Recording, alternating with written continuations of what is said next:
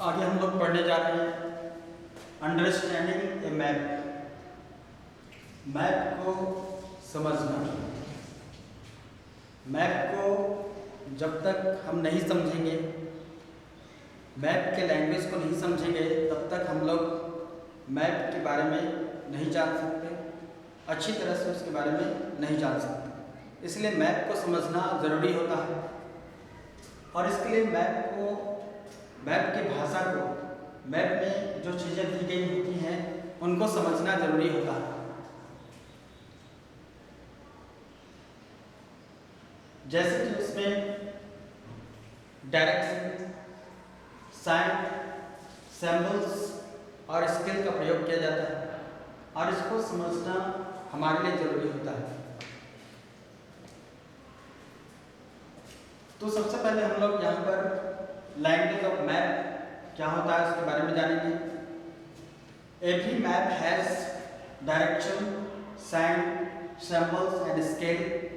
This is called the language of map. मतलब प्रत्येक map के पास डायरेक्शन, साइन, कुछ चिन्ह, कुछ सिंबल्स प्रतीक और कुछ स्केल होते हैं। इन सभी को हम लोग उस मैप की भाषा कहते हैं। सबसे पहले हम लोग जानेंगे डायरेक्शन के बारे में। Direction, the four main directions are north, east, south and west. जैसा कि आप लोगों को मालूम है कि 4 मुख्य डायरेक्शन होते हैं। जब आप मैप देखेंगे तो मैप में राइट हैंड साइड कॉर्नर में ऊपर में इस तरह के एरो का चिन्ह दिया होता है और इस एरो चिन्ह के ऊपर में एल लिखा होता है। तो हम यह समझ जाते हैं कि इस मैप में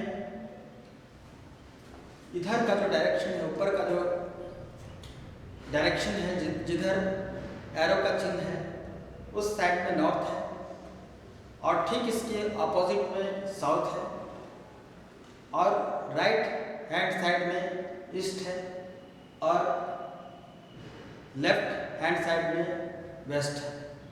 इस प्रकार से हम उस मैप के बारे में जान जाते हैं कि उस मैप में कौन सा डायरेक्शन का प्रयोग किया गया है। दूसरा जो है वह है scale. A scale is the ratio between the distance on the map and their actual distance on the ground. Scale क्या होता है? स्केल जो है किसी मैप में लिया गया पैमाना और उस पैमाने का जो एक्चुअल डिस्टेंस है, जो ग्राउंड में, उसके बीच का रेशियो या अनुपात है। एग्जाम्पल के तौर पर हम समझ सकते हैं, अगर हम लोग मैप में 100 किलोमीटर को दर्शाना चाहते हैं तो हम 100 किलोमीटर का मैप या इससे बड़ा मैप नहीं ला सकते। ऐसे हालात में हम मान लेते हैं कि 100 किलोमीटर को हम 1 सेंटीमीटर में दर्शाएंगे और इस प्रकार से हम छोटे से मैप में बड़े क्षेत्र को दर्शा पाएंगे और इस प्रकार से हम कोई भी रेशियो लेते हैं, अनुपात, और इस तरह से उस स्केल पर हम मैप ड्रॉ करते हैं। इस प्रकार से हमें किसी मैप के स्केल के रेशियो को समझना जरूरी होता है मैप को समझने के लिए। तीसरा जो है वह है कन्वेंशनल साइंस एंड सिंबल्स। जो परंपरागत रूप से जो साइन, चिन्ह या प्रतीकों का इस्तेमाल किया जाता है उससे हम कन्वेंशनल साइन या सिंबल कहते हैं। जैसे कि एग्जाम्पल के तौर पर जो इंटरनेशनल बाउंड्रीज हैं उनको दर्शाने के लिए हम लोग इस तरह की रेखाओं का प्रयोग करते हैं।